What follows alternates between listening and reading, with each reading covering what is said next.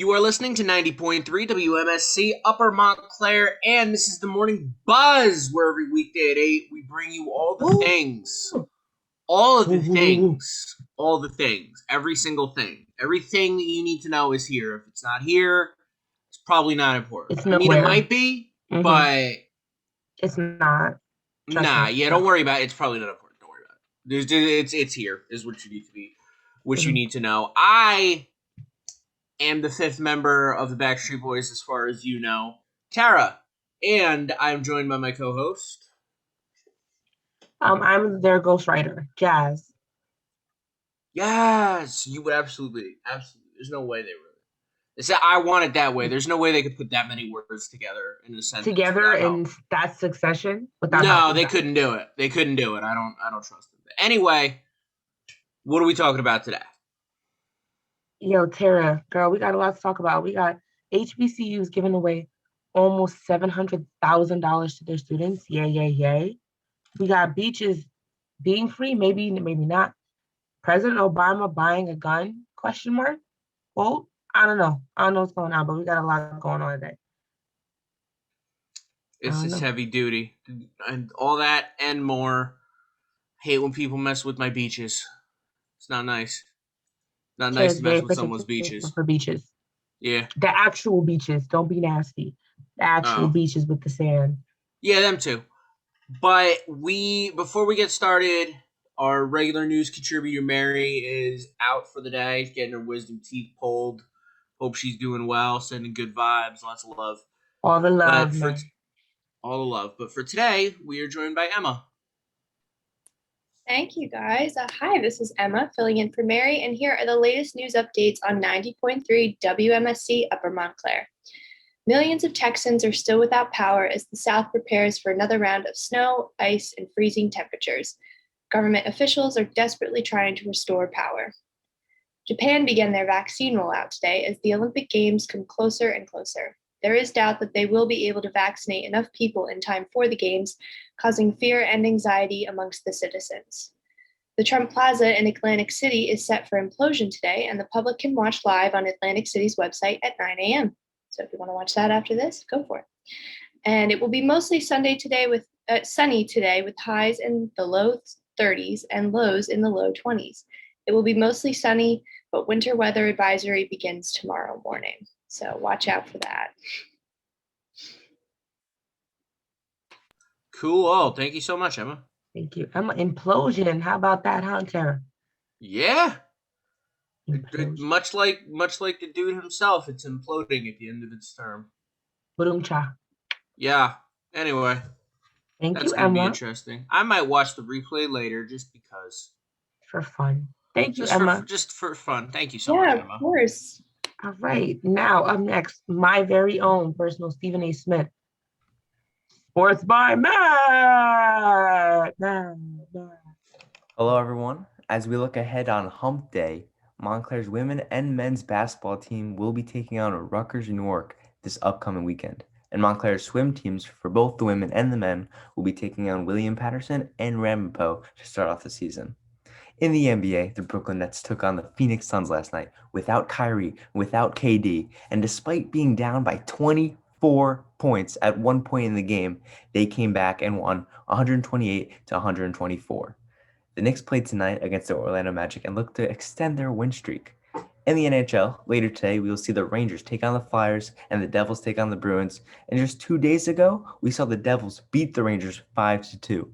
The Rangers, currently on a 4-game losing streak, will look to steer the ship right in the direction. Currently, we're in mid-February, which means we're pretty close to March, which means March Madness. It is going to be going on this year as games are going to be played and tournament favorites emerge. And in the NFL, who says kickers aren't important? The Miami Dolphins have signed all-pro kicker Jason Sanders to a 5-year extension worth $22 million. And Trevor Lawrence, the likely favorite to be the number 1 pick in the upcoming draft, underwent surgery on his left shoulder and will make a full recovery before the season starts. And today in sports history, in 1978, the first Ironman triathlon, so swim, bike, and run, was held in Kona, Hawaii, something that is still very impressive to this day. And also in 2007, the 56th NBA All-Star Game took place, where the Western Conference defeated the Eastern Conference 153 to 132, with the MVP being Kobe Bryant. Anytime you get the chance to say something nice or give a shout out to one of the greatest to ever do it, you gotta take the chance. Shout out to you, Kobe Bryant. Rest in peace. Let's send it back to you guys now. Thanks so much, Matt. Also, I hope That was awesome. it was awesome. I want to send a very special good morning to all you Rangers fans out there. How you doing? How's that 5-2 feel? I just want to know because I don't know. Devils We fans wouldn't take it know where what we can that's get it. It like. doesn't usually, good things don't usually last for that long around here, so we take it where we can get it. Anyway, thank you so much, Matt. More than welcome to hang around. Love having you here. But Jazz, we're gonna start off with probably I would say the most important story today. Of Right off the bat. course. I would agree. This is according to apnews.com, and it's historically Black colleges to get $650,000 to preserve campuses, right? So for those of you guys who don't know, a brief history lesson. I know you guys probably have class later, but let's school you. You know, here in the Morning Buzz, we bring you the fun and the education. So the fun education, that's a word. I said Trademark. what I said. Okay, that's a word. Historical Black colleges are colleges that were created to accept Black students, male and female, because they weren't allowed to attend the regular universities, right? We know that our country has a very ugly history, and things like that happened, right? So this is actually a big step in the right direction because a lot of HBCUs, albeit they'll be great schools, a lot of Black students can't attend them because of funding. So according to the article, several historical Black colleges and universities will receive more than $650,000 in grants to preserve their campuses as a part of a new initiative announced on Tuesday. All right.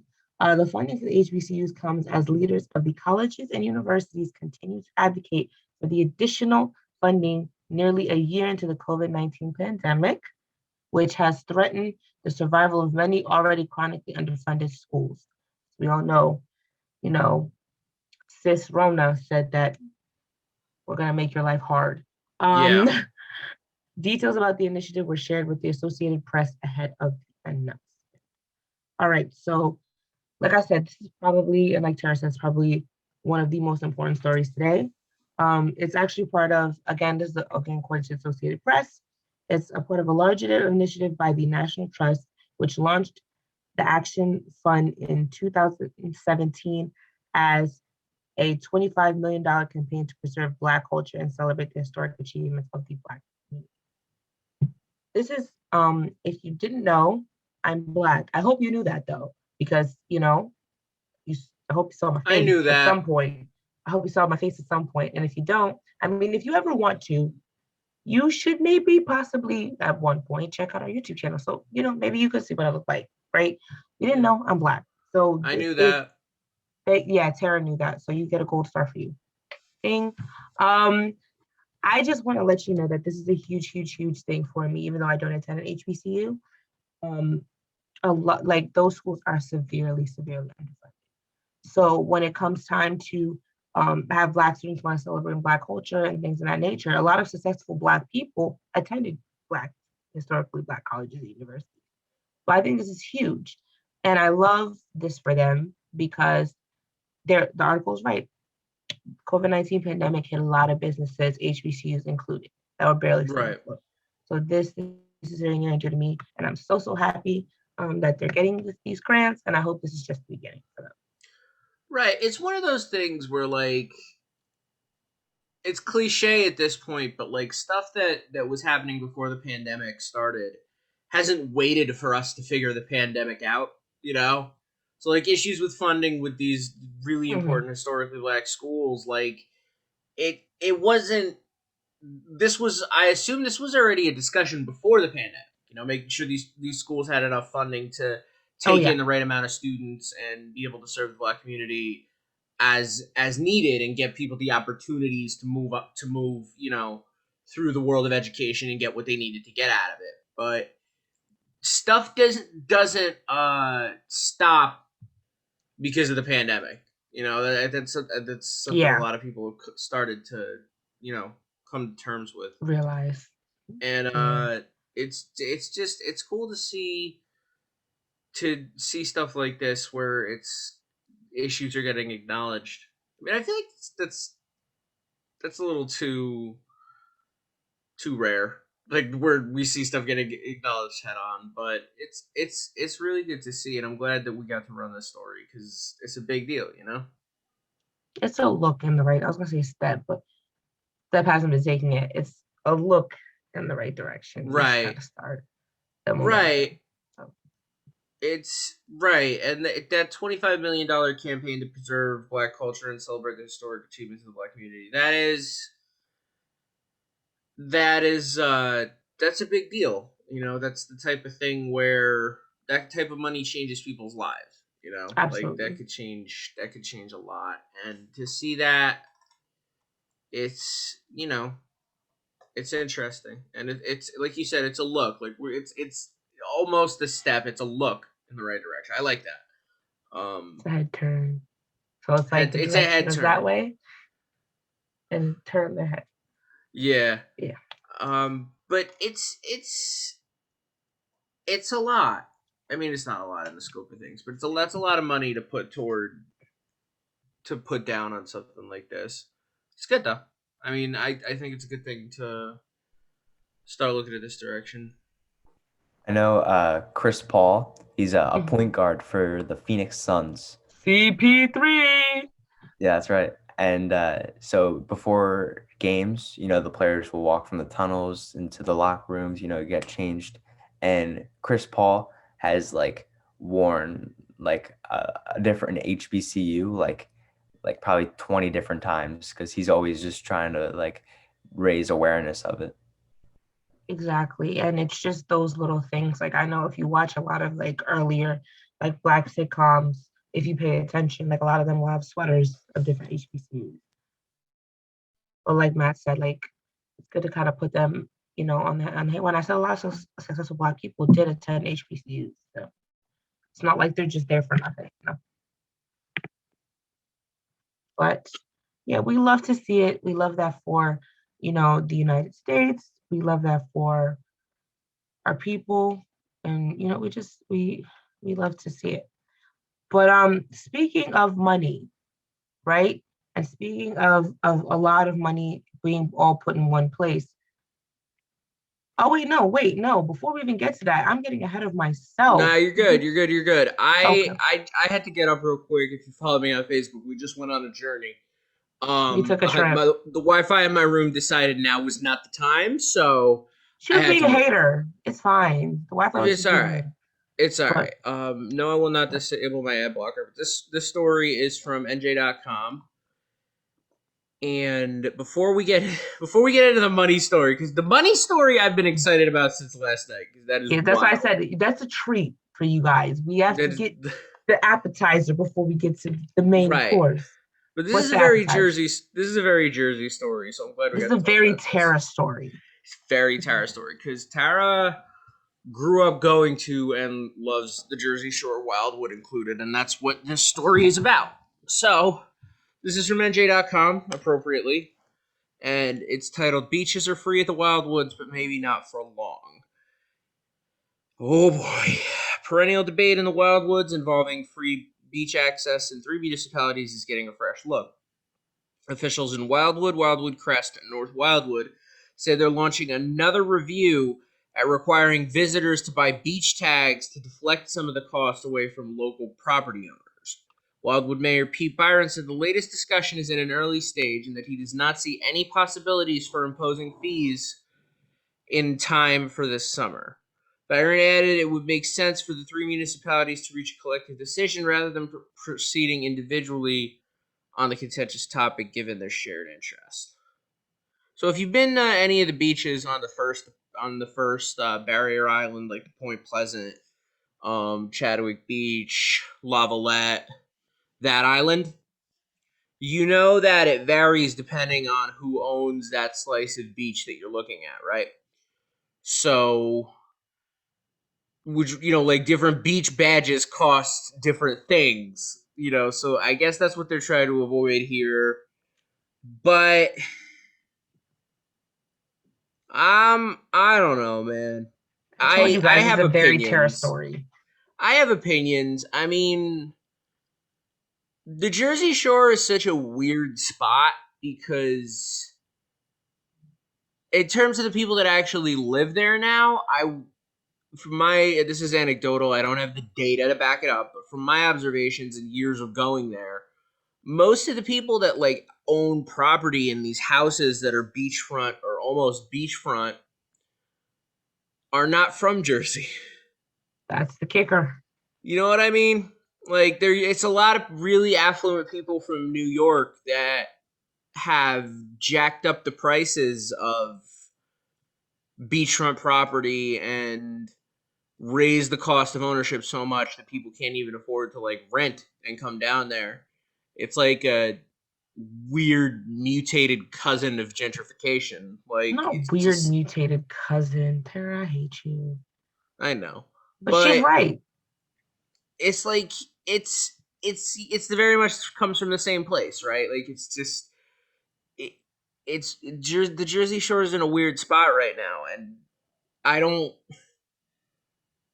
I think what do you guys think? Like, do you think adding more fees to get on the beach is actually going to help the property owners there, or anything? Yeah.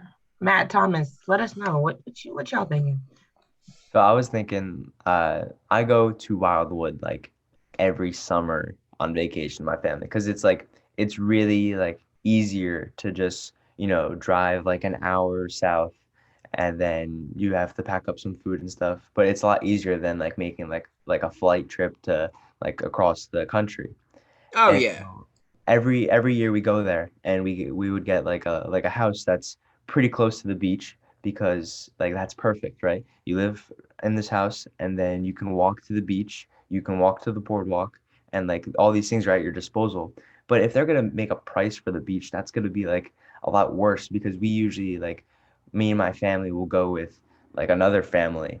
And so if we have to have like 11 of us getting beach passes every like day, I don't know how that's gonna work, but that's a that's Mhm. like lot a of lot money. more money Mhm. than what we would usually spend because usually it's like it's less expensive than going on like a different vacation because all you really have to do is bring food and then live in the house and then like you can walk to the beach for free and it's like that would Right, like cancel it out kind of. right. Like the whole thing about the Jersey Shore is it's like it's not it's not super expensive for us, or it's not supposed to be super expensive for us to go and do this, and for people in New Jersey to enjoy what we got and enjoy what makes our state special. And putting more costs up, I don't feel like is gonna end up helping anybody from Jersey. First of all, I'm sorry to cut you off, Tara. How are you No, gonna you're charge good. somebody for sand and water that you don't own? Like I never understood that ideology. The sand and water was there long before you, sir. Sir. You're not That sand and wrong. water, and if you go far enough, because you can't own that whole stretch of beach. Like if you go far enough, because I did it one time, you go far enough, you're isolated, Hmm. calm, serene. I sound like audiobook guys. Calm, serene, A little bit, yeah. at peace. You hear the waves crashing. Maybe I should do that. That would be my second career path. What do you guys think on Facebook? Side gig, side gig. We Side got gig. Audibles in Jersey, so we can hook you up. But yeah, like it's weird, and it's been weird for a while how beach ownership gets decided and divided up. Like you could go way in depth onto that. Like just how where money goes when you pay like even like a beach badge or something. Like it's weird, and I feel like adding another cost barrier isn't actually going to help any of the business there. You're just going to choke it out. Like, 'cause if you make it harder to get to, less people are going to go. And if less people go, the less people are going to be spending money at all the businesses and restaurants and ice cream joints and arcades and boardwalk stuff. There's going to be less people to spend money there if it's more cost prohibitive to even go in the first place. So I don't understand what this is. And like, also correct me if I'm wrong, but in Wildwood, there a lot of those aren't houses. They're like big hotels that own property on there. Yeah, Yeah. they're starting to do that. So like, I don't know what property owners they're referring to. I got opinions. Yeah. Honestly, when I saw this, I was like, yeah, this story is Tara. She loves her home state of New Jersey. I do, Um, and just there's a lot of like good memories there, you know. So I don't. It's just weird to see people messing with it and starting to change what it's about. But I actually haven't been to Wildwood in a while. Boom-cha. I haven't been to Wildwood in a while, so it's been a um, minute. I haven't seen how the changes have, but I do notice that like stuff. I feel like if they do beach passes, they either need to lower the cost of everything else or make it like an all-inclusive type thing, or try to. You know what I'm saying? Because I feel like even if you raise the price a little bit, if you're like, okay, if you buy just for the sake of numbers, $100 pass and you have it for like 6 hours, but you have access to, you can play 5 games with this, unlimited times. You can play. Yeah, it's weird, and I don't fully understand exactly what the breakdown is of where the money goes for a beach pass and stuff, but just stuff like that weirds me out, you know. And I remember I got into it once with somebody down there because they were one of the people in Point Pleasant that owns, you know, a little bit of the property there, and they just real like stingy about it, you know, about that little like slice of beach that like Jaslyn said, like it's been there long before you have. But I don't know. I just think it's going from like my memories as a kid of being like, you know, my family being able to go there and stay for like 2 weeks over the summer, and then down to 1 week, and then now we just do day trips because you know What's your cost. what's your favorite thing to do there? Everything to do down the shore. I mean, just like being there, just getting time on the beach and maybe boardwalks and stuff. And Their boardwalk is awesome. It's like when Wildwood, yeah. they have the best boardwalk like in New Jersey. Oh, Wildwood's boardwalk is amazing. That wooden roller coaster down there is so much fun. You know the one Oh, I'm the, talking the about. Great White. Yeah, yeah. Yep. I And know the one of my favorite things to do there is like you wake up like probably like 6:30 in the morning, right? Before the sun comes up, and then you rent some bikes, and then you can bike along the boardwalk and you see like the sun coming up. It's hmm a lot of it's fun. beautiful. It's so flat too. Like Yeah. so biking and stuff like that is so much like Yo, it's thoughts on the tram car? watch the tram car, please. My mom Classic. thought, hello everybody. My mom Welcome back. thought that, welcome. My mom thought that they should use Ludacris's move explicit, I'll get out the way, as a way as the Watch Your Cram car plays instead. A shout out to my mom. She has a very lovely sense of humor. I would But love that. Every time you hit the horn, just like that happens. yeah, just Ludacris. Gotta love Luda. Luda. Yes, sir. But we love we love Wildwood. We do. And it's just I don't know. I could go for it being not as expensive to go down there, but that's just me. Honestly. What do I But, know? but yeah, speaking of money and expenses and things costing too much, this is according to CNN, right? Citibank can't get back. Listen to this, y'all. $500 million it wired by mistake. Judge I love rules. this story. I love this story. I mean, I guess that's just chicken change, apparently, because $500 million. If I lost it, I would know. Okay. Um. Mm-hmm. All right. Now, like I said, this is an article according to CNN. Um. The article states after committing one of the biggest blunders in banking history, Citibank won't be allowed to recover the almost $500 million it accidentally wired to Revlon's lenders, a U.S. District Court judge ruled. Citibank, which was acting as Revlon's loan agent, Revlon, I'm assuming, is the makeup company, meant to send about $8 million in interest payments to the cosmetic company's lenders. Yes. Instead, Oh. Citibank accidentally wired almost 100 times that amount, including $175 million to a hedge fund. In all, Citi accidentally sent $900 million to Revlon's lenders. Wow. Citibank filed a lawsuit in August seeking the return of its funds, but it still has not received $500 million from 10 investment advisory firms after the accidental transfer. Okay, so before I start talking, because you guys know I have a lot to say, what do you think? Just like curious, like how? It's just- That's what I think is just. Oh no, that's money that you and me will never. Like the three of us put together will probably never see that much money go Like, isn't I past know. our the button eyes. when you're about to like send money, like, are you sure you want to do this? And they're like, totally. Yeah, It's like maybe I don't understand finance, right?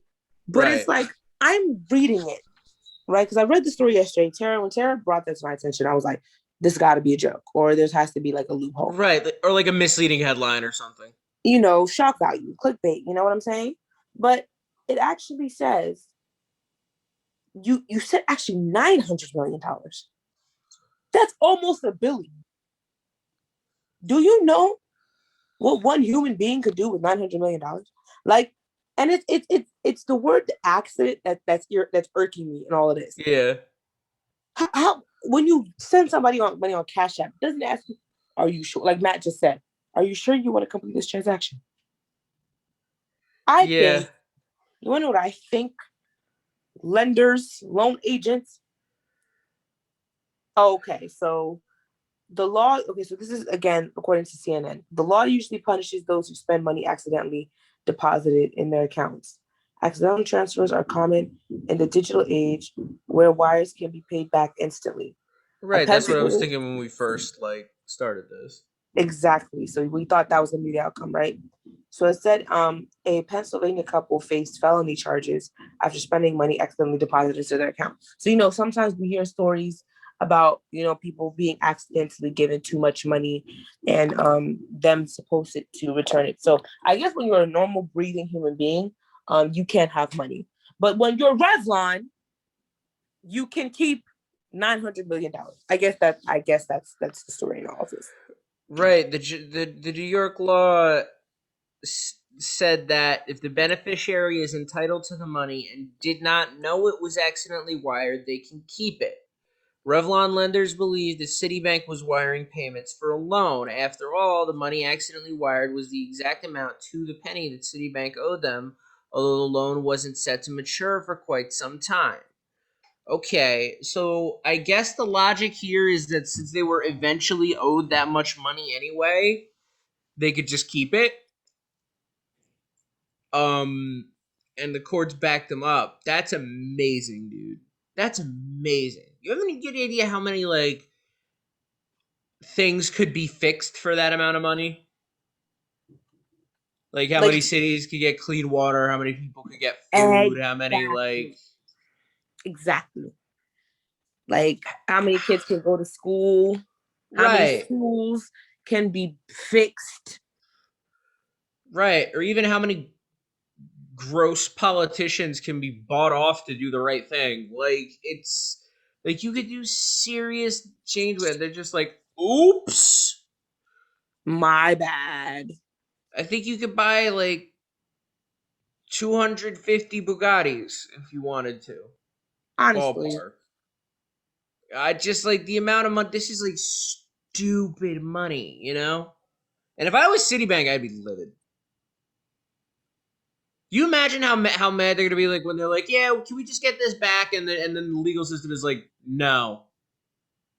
They're gonna add the tongue in there, no. Right. That's like my 5-year-old niece. I don't wanna. Yeah, I don't want. I'm all right. Right.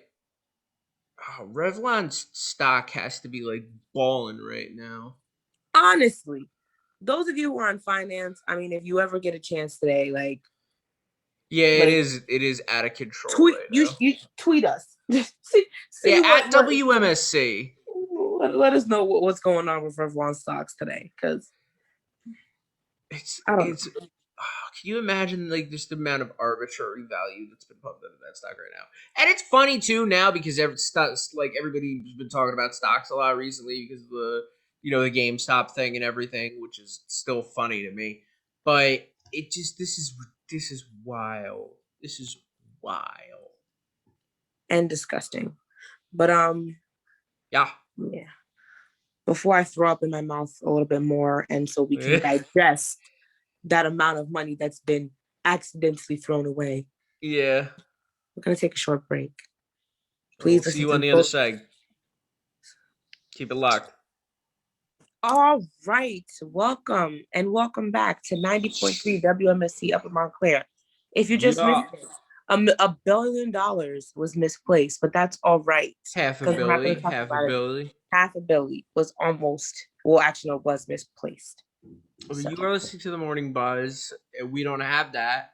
We don't have your $500 million, but we do have myself, Tara, Jaslyn, and Matt bringing you the best stories of the day. Priceless. You can't put a price on that, But this next if story, though, I think we'd be worth thousands. Yeah, I mean, we should. I should put a price on it. This next story's interesting. All the way from Chattanooga, Tennessee. So I've heard in my day and our time broadcasting, we've run across a fair few stories where people have tried to use different names to do things and get away with things that they can't do. It's happened a couple times. Never have I seen it like this.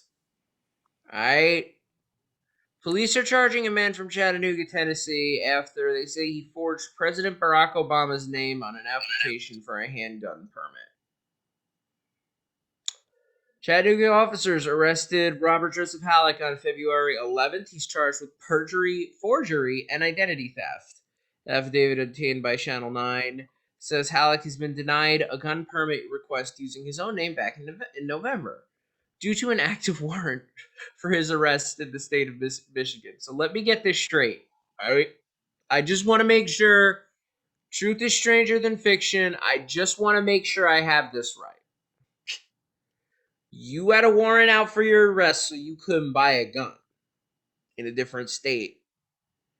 So to get around that, you decided to forge a gun permit using the name of former President Obama. But Tara, let them know exactly how he did it. Because it's funny. Exactly what he wrote on the application. On January 21st, he wrote he wrote this, President Barack H. Obama, and with a $50 check. So he wrote the word president in front of it, just in case you didn't know who Barack Obama was. Honestly. And I think that's the most hilarious part. Of course, we do not endorse stealing people's identities is not good. Or, whatever this is. And also, by the way, he put a seal of the U.S. Department of State seal on the application.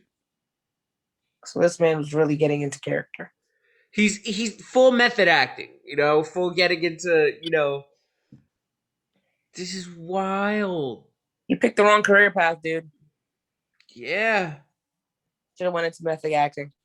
You could have been a contender, dude. This is, but my favorite part is that he put the word president, like we didn't know who Barack Obama was. Honestly, like just some guy on the street, like, just in case you weren't 1,000% sure, let me clarify. Right. And also, oh no.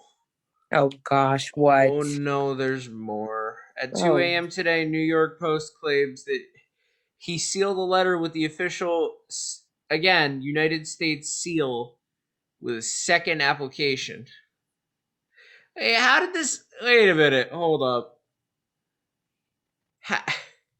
So, they're still getting applications from this dude. This is not... a one and done. This is He was like, just in case you didn't hear me the first time. Really wants a gun. He wants, and like, he you needs can't, a like, hobby. he needs a hobby. Like, just, like, you couldn't go as, like, Bob Smith or some And he generic, like, It's like your first name is President, your last name is Obama. You need to get your life together. right, like, you couldn't even, like, we don't condone doing crimes here on 90.3 Oh, of course. WMSC. We do But not approve that message.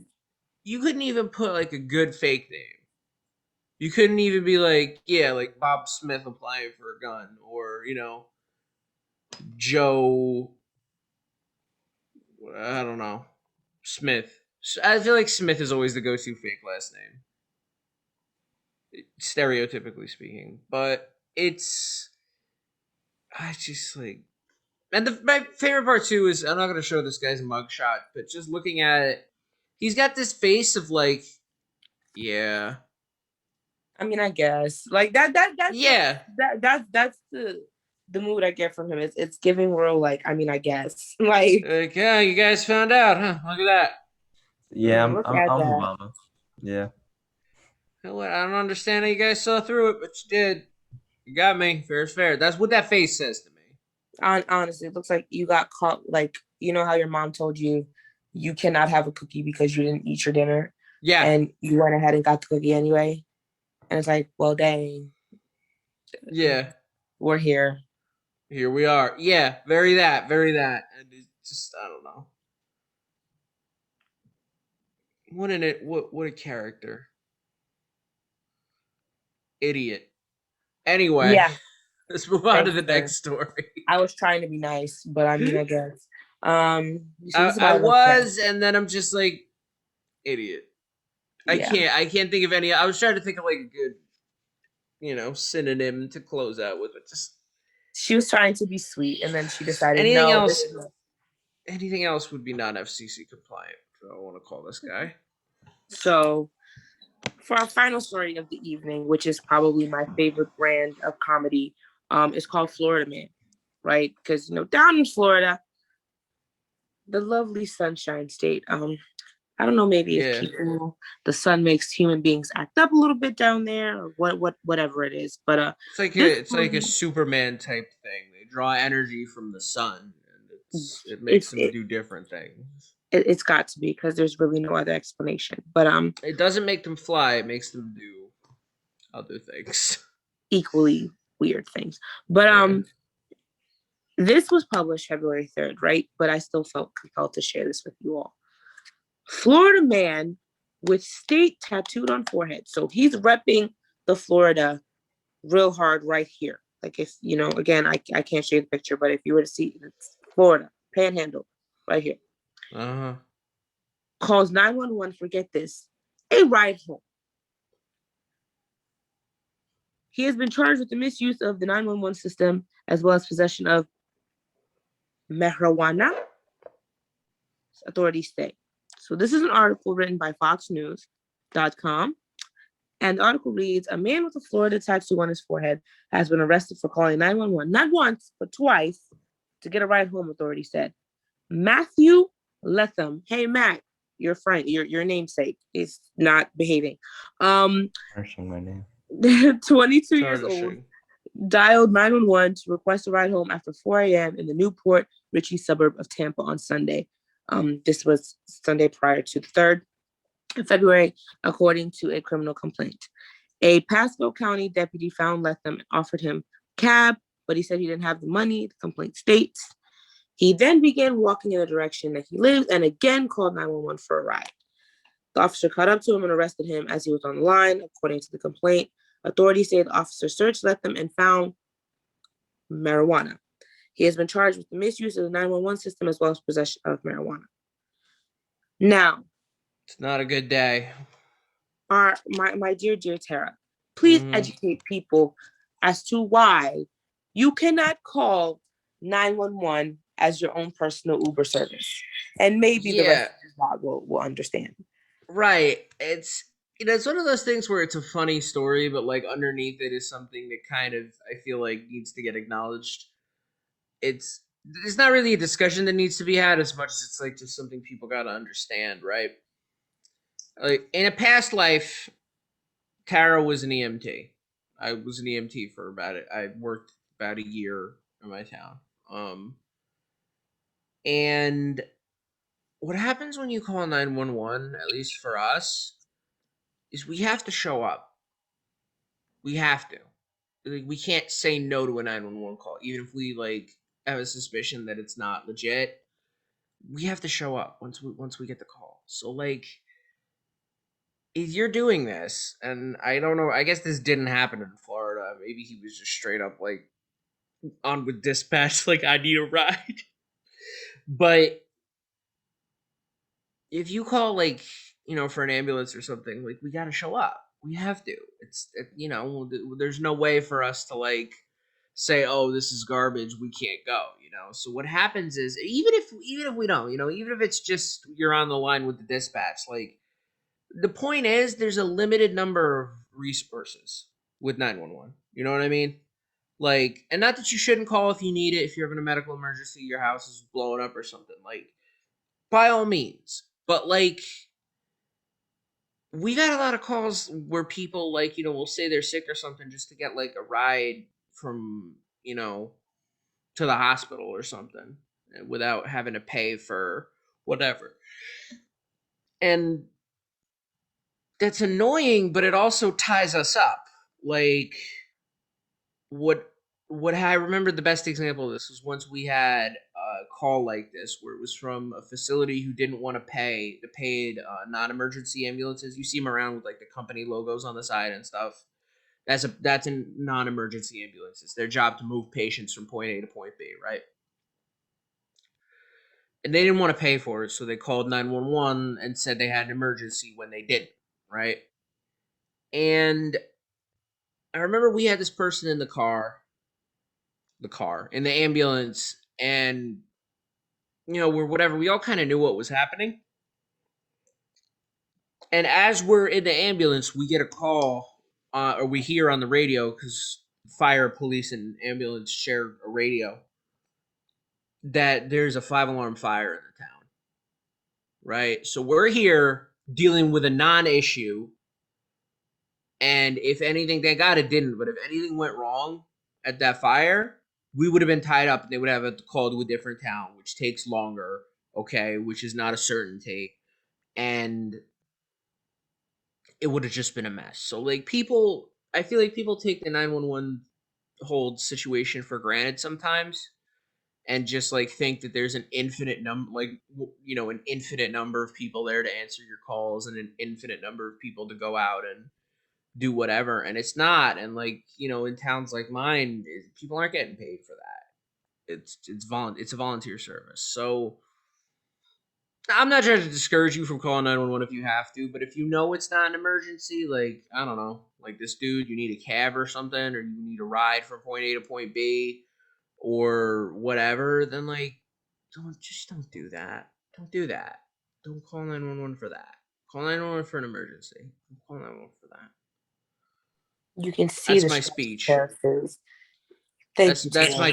my TED talk for the day. That's honesty, and thank you for that bit of education, because I realize a lot of people, like, as you know, sometimes we like to kiki and things like this. It's also teachable moments, right? Right. 911 is for emergencies. That's why they made it a 3-digit number so you can remember it. Mm-hmm. Don't call because you're high and need a ride home. Right. Like, just like think about it, like literally, right? Like you call, that's a line, like it works like any other phone line. Like the line is taken up by you, and that dispatcher is like, there's more than one dispatcher, obviously, but that dispatcher is dealing with you, and that there, instead of, there could be somebody else on the line in the worst situation in the world, and now it's harder for them to get through because you're on line one. You know what I mean? But yeah, that's my piece. I'm not saying don't call. If you need to, absolutely call. Don't hesitate. But it's, don't call for a cab ride. Please don't. All right.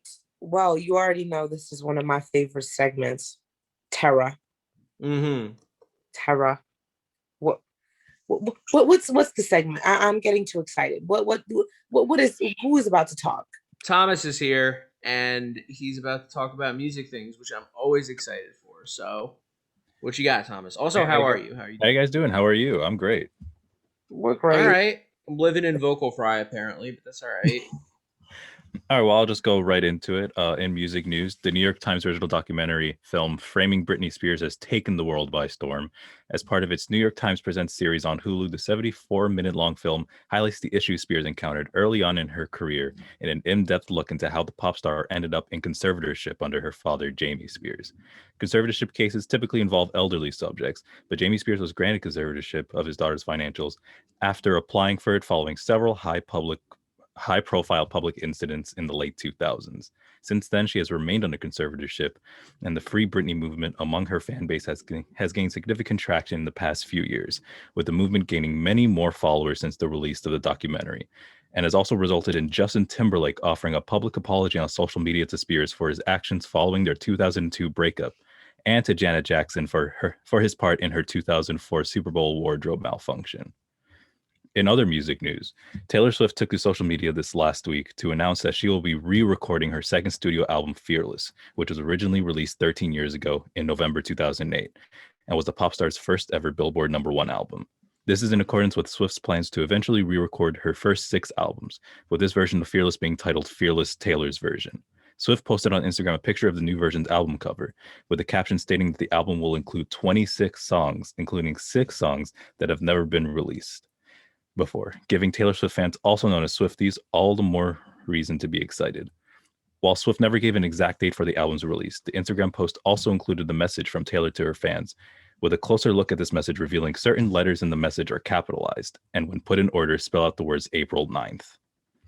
Later that night, Swift released a re-recorded single from the upcoming project, Love Story Taylor's Version. This newer version first saw its public debut in a Match.com ad in December of last year. At the time of its original release, Love Story dominated the airwaves and was Swift's second Billboard Top 10 hit. Since then, she has earned 27 more Top 10 hits.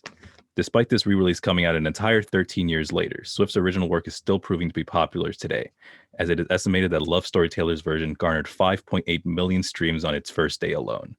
Swift had an extremely busy and successful 2020 with the release of 2 surprise albums, Folklore and Evermore, to acclaim from both fans and critics alike. And it looks like she has no plans of taking a break anytime soon. So I was just wondering, what do you guys? Let's talk about the Britney Spears doc for a second. I'm not sure if you guys had seen that yet. I haven't seen it, but I've heard a lot about it. Yeah, same here. I knew about her conservatorship thing like a while ago. I mean, I just found out about it when everybody else did, but like I've known about it for a while. So I mean, I'm glad they're bringing awareness to it, but I just kind of hope that they're going to utilize this. It comes like it's on Netflix, right? The doc. It's on Hulu. Hulu. I hope that Hulu does something too, because I heard, I don't know if it's definitive or not, but I did hear that I think another streaming platform wants to make another doc, because Britney has had a very, very successful career, and she's still relatively young. Like she's not that old. So like, you know, in her very short life, like she's had a very successful career. And I feel so bad about because everybody, we would make fun of Britney, you know, for shaving her head and stuff, but it's like, she was actually going through it. Like there's a picture that resurfaced with one of her children when they were just a newborn, and she was trying to hide out from the paparazzi in a restaurant. Owner wouldn't hide her. So she just sat there crying with her baby in her hand. Yeah, it does suck considering, you know, like we all thought at the time, like, oh, it was funny to watch. But then again, we were like in elementary school, middle school. I was going to say, that was like 2007. Yeah, we were kids. So, you know, I don't blame us for laughing. Like, come on. We found everything funny. Looking back on it now, we realize how in serious trouble Britney was and how much help she needed. Still does. Like, this brings up a lot of interesting conversations, too, about mental health and, like, you know, what happens when people are in a crisis and what can happen, rather. It's not, you know, obviously it doesn't happen all the time, but, like, stuff that needs to get talked about, you know? Yeah, for sure. The documentary was very insightful. I heard that she was under conservatorship, but I didn't really didn't know what that meant. The documentary just really cleared up a lot of things about what exactly that means, how she ended up in in this position, and pretty much why she needs to get out of this position. Right. Mhm. It's heavy stuff, and it's stuff, I think it's cool that a lot of mental health stuff is being talked about more now. And I think this is part of that. Also, Yeah. why Justin Timberlake mouthing getting his 2 cents in on this? Who asked? You wanna know why? Because people have been, because you wanna know something, right? I'm a media student, and I'm also a media consumer. I've noticed that it's been bubbling. Like, you know how in quarantine folks have been bored, okay? So that's why a lot of people's dirty laundry has been airing out. So people are retaking a look at his, Super Bowl performance with Janet that got her banned, by the way, not him, her. That got her not just got her banned, but literally changed the media landscape in the United States with her name on it. With Janet Jackson, is probably, not to change the course of the conversation, but she's probably one of the few people, like, your brother's Michael Jackson, and you were never referred to as Michael Jackson's sister. You are a star in your own right, and she still is a star. Okay, so she is a pop icon. I said what I said. The fact that there's so many different speculations that it happened on purpose. She did it last minute. She wanted something and it went left, right, up, down, left, center. I don't know what happened, but the fact that she got a lot of backlash and she got blacklisted, and this man's career skyrocketing. And the thing is, he never really addressed it until now. 2021. You know what I'm saying? And I understand that sometimes when things happen, you're not going to really realize it until it's brought to your attention. So I'm not saying that, maybe he's not being genuine, but it's just kind of like, at the same time, I'm just kind of like, JT. Right. I don't know. You knew. Come on. That's all I have to say on that. And also, I don't know. I've thought that since, Maroon 5 got on and dude took his shirt all the way off and nobody batted an eyelash, That's exactly. It's just maybe we owe this woman an apology. This is a little much. It's crazy, now, if you go back and read what actually happened, you can watch the video of the Super Bowl performance. The second time's a charm of the big game performance where Janet Jackson had the wardrobe malfunction and stuff. You can watch that, but if you go and read the litigation and stuff that happened afterwards, it's ridiculous. You guys know that's the reason why YouTube's a thing, right? Y'all know that's the reason why YouTube's a thing, because one of the co-creators of YouTube wanted to find the video, but he couldn't find it online. So that's why YouTube was created. It just it's so it's in the scope of things, it's such a non-issue, but it was just it was wild. It was and the complaints to Viacom, complaints to the FCC, laws and stuff getting altered, and the stuff about media being on a delay, a 7-second delay if it's live. Everything was changed just because of this one stupid thing, and she took the brunt of the blame for that. Of course. So I just it's wild. It's wild, and I don't understand why Timberlake needs to get brought up and get his 2 cents in. Whatever, dude. Hair look like noodles. Away from me. I'm dead. Well, but shout out to T Swift though. There we go. Yeah, I was gonna say shout out to T Swift. We did talk about this. I don't know if our lovely listeners remember last semester we did talk about this, and the whole record label ordeal and her not being able to get her rights back. Yeah, which is why she's doing all the re-recording. Exactly. So that's if you didn't know, now you know. So I mean, I love it for her. I'm sad. It sucks that she had to go through this, Taylor Swift. If she had to go through this, imagine any other smaller up and coming artist having to deal with this. So, I mean, I'm glad that she was able to find a way. I might take a listen because I haven't heard Love Story since middle school. So it's been a hot minute. What were you saying, Thomas? My older sister was and still is a huge Swiftie. So I had to grow up listening to Love Story on repeat. nonstop. So you just like done with it? Well, I grew to like it, but It's Okay. like grew to love. it's and I'm pretty excited because now it's gonna give me memories of when I was in elementary school and my older sisters would just blast love story and be like, "This is good." This reminds me of simpler times. So I'm also very much looking forward to Fearless coming out again. Fearless round 2. Fearless round 2. The re-up. It sounds like a boxing match. Oh, rematch, match. It's very that, but it's if you're a Swiftie, you're gonna be happy because there's a whole bunch of new and redone music coming from that camp. Also, But- real quick, sorry, What's it's up? also the Fearless Taylor Vision is also coming out on my girlfriend's birthday. I just wanted to shout that out, and she's a major Swiftie as well. So Ooh, very cool. Love all around. But yeah, thank you so much for tuning into the Morning Buzz on 90.3 WMSC Upper Montclair. For Thomas, Matt, Jazz, and all of our news people, both here and getting their wisdom teeth yanked, I've been Tara. We'll see you I've been guys. Morning Buzz every weekday at 8. Deuces. Bye.